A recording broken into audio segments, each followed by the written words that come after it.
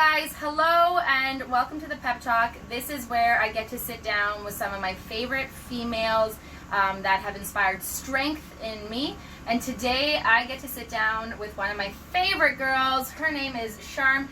Charm, can you just introduce yourself to people, just who you are, maybe where you work, what your life kind of looks like, kiddos, etc.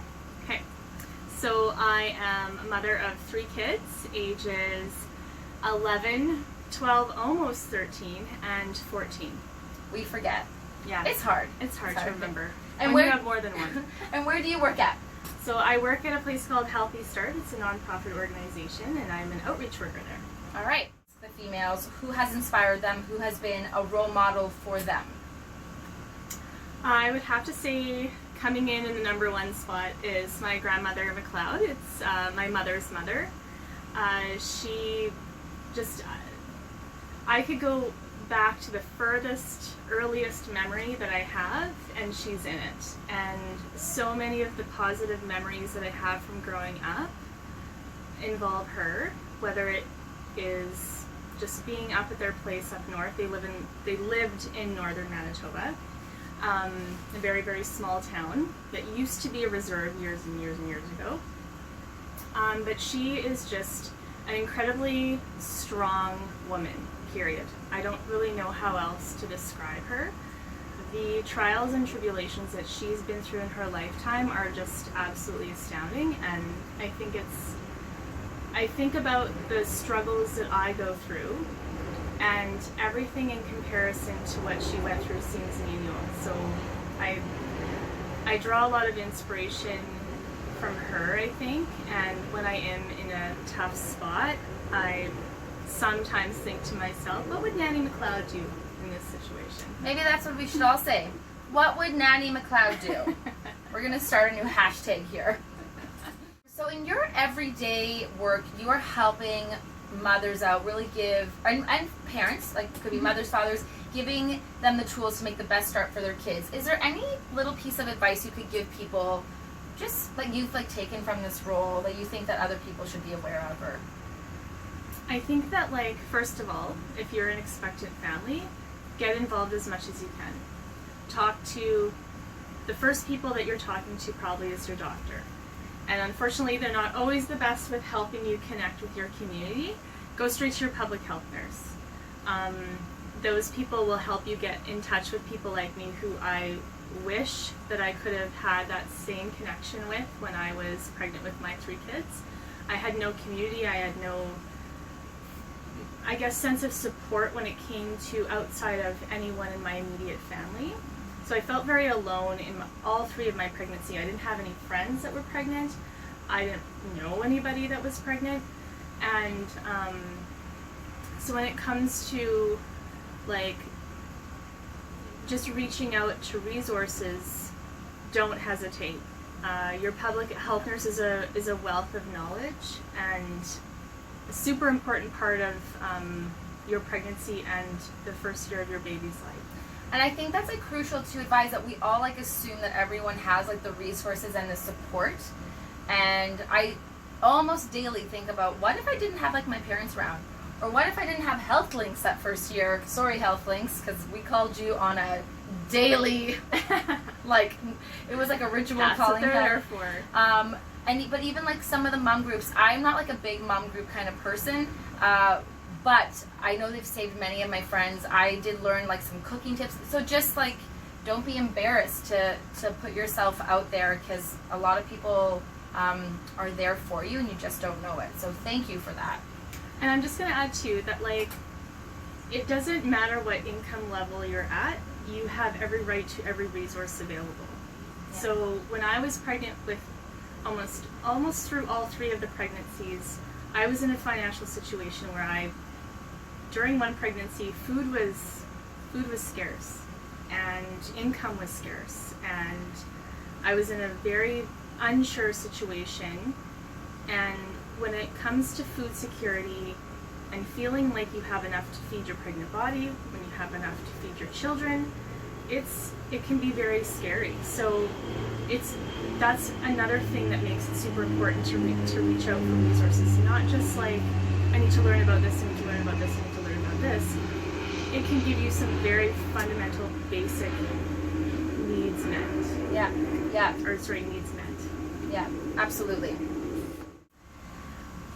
So I recently made a post about just kind of who I am, what I identify with, and Charmayne and I were having an interesting discussion about that, and because we both have kind of a mixed bag when it comes to our culture, both half German, one side of me like Hispanic or whatever that is, and for Charm Cree, and we were having an interesting discussion, and I wanted you to kind of share what you had shared with me earlier. Okay. So, yeah, basically, essentially what Steph said, I'm half German, but I'm also half indigenous. So I have a Cree and Scottish background on my mother's side of the family. And I have two brothers, both younger. One brother, the middle brother, is very fair, blue eyes. I have brown eyes. Light skin, light hair, like me. And then my youngest brother, dark skin, dark eyes, dark hair. So growing up, just naturally, I connected more with the indigenous side of my family. It had a lot to do with my grandparents just being very, very loving, very, very outgoing. I think we can relate to that in our backgrounds and cultures, is that European side of my family, not so warm in temperature and nature, and the colored side of my family, much warmer, much more inviting, much more like, you know, everything's a celebration. A lot of touching. A lot of touching, a lot of volume. Volume's always here. Yeah. But I think that goes for a lot of different types of, I guess, what we could categorize as warm cultures and cold cultures. But growing up, like I said, I identified most with the indigenous side of my family. But I was always a little bit confused as to where I belonged. I knew I belonged on the German and the Mennonite side of my family. I knew I belonged on the indigenous side of my family.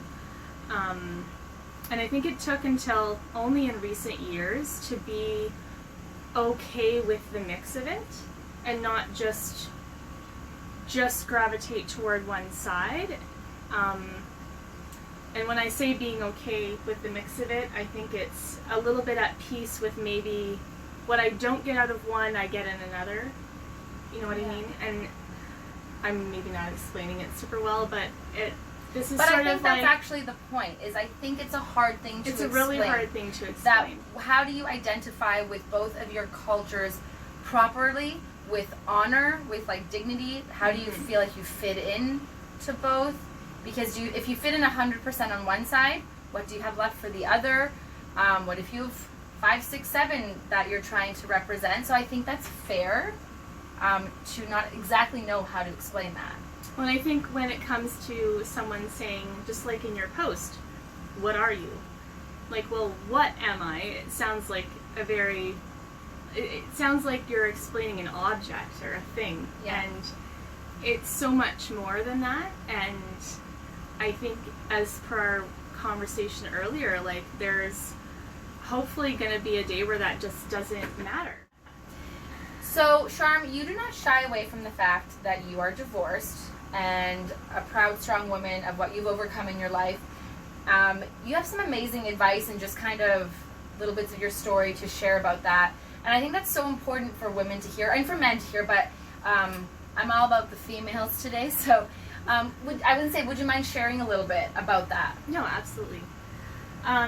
So I was separated in 2011. The divorce, I mean, that's it was a long process, so I was officially divorced many years later. But in my mind, my marriage had failed as of 2011.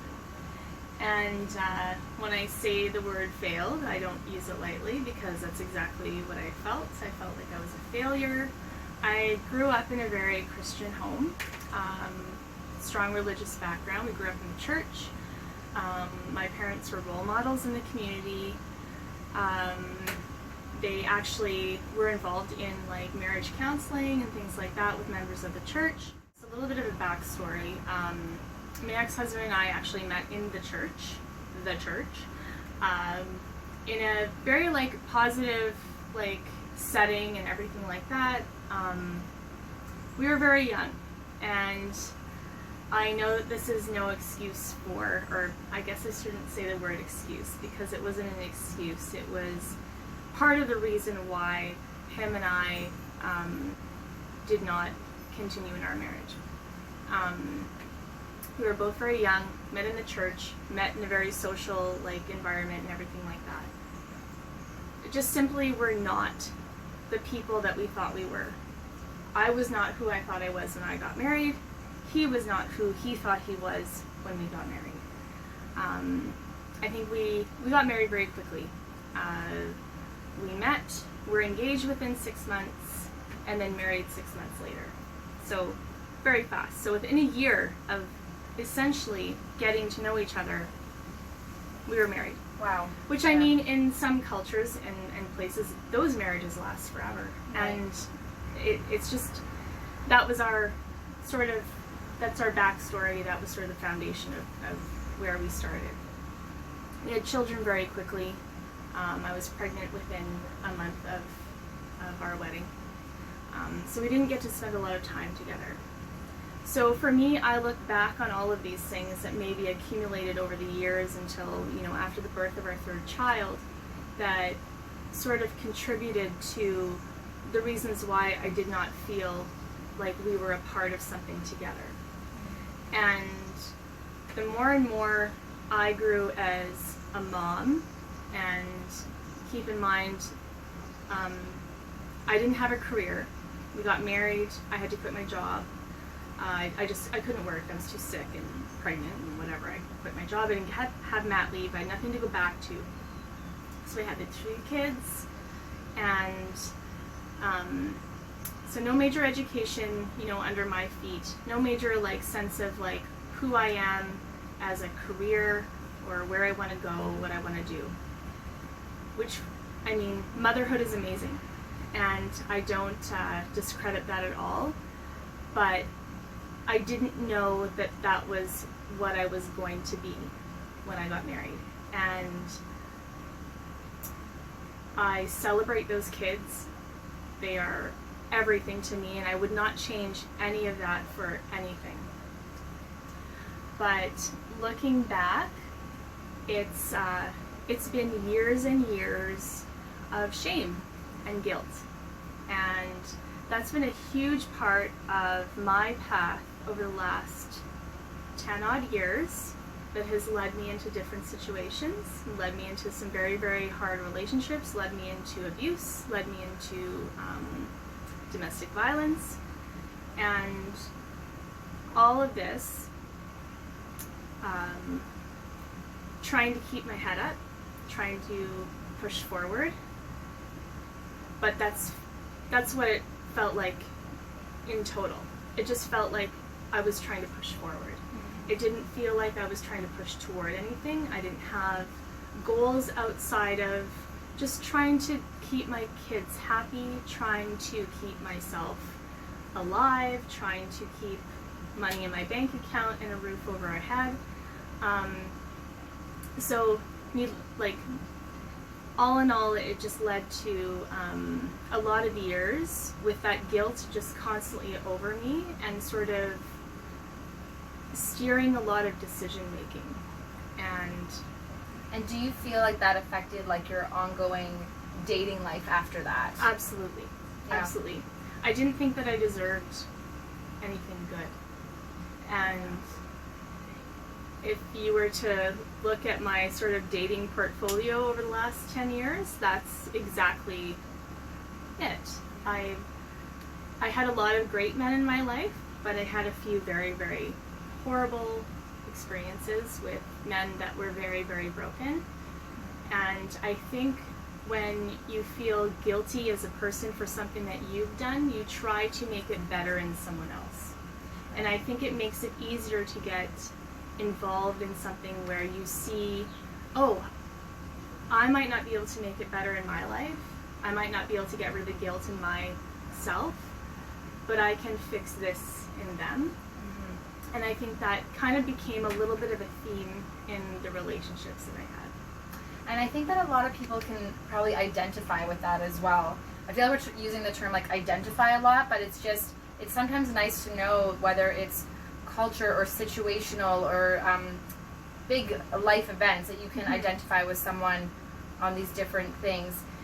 And if you were able to give some advice to someone maybe going through a divorce, would there be something that you might say, like, you know, I feel like I'd be like, keep your head up, girl, be strong, but I feel like it comes from a place of where I don't know what that is to go through that. So it's hard to keep your heart above your guilt, but try your damnedest to keep your head above your guilt.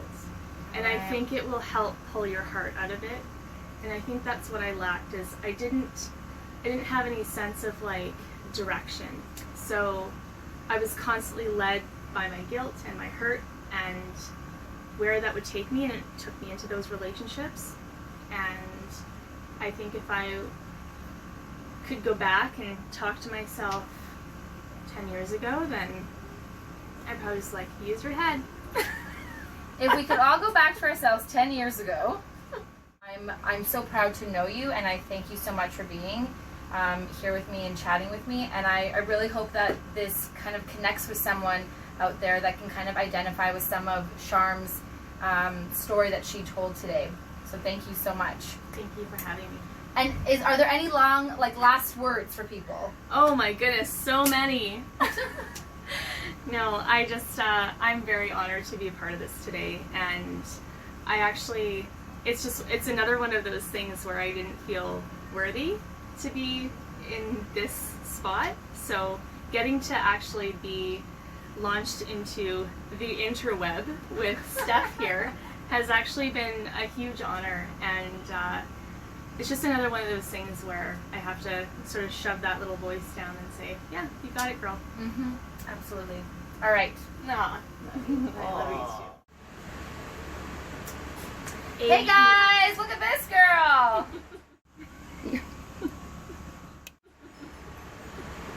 A-E-I-O-U. Cerraron la puerta, mija. Dad, you're on camera.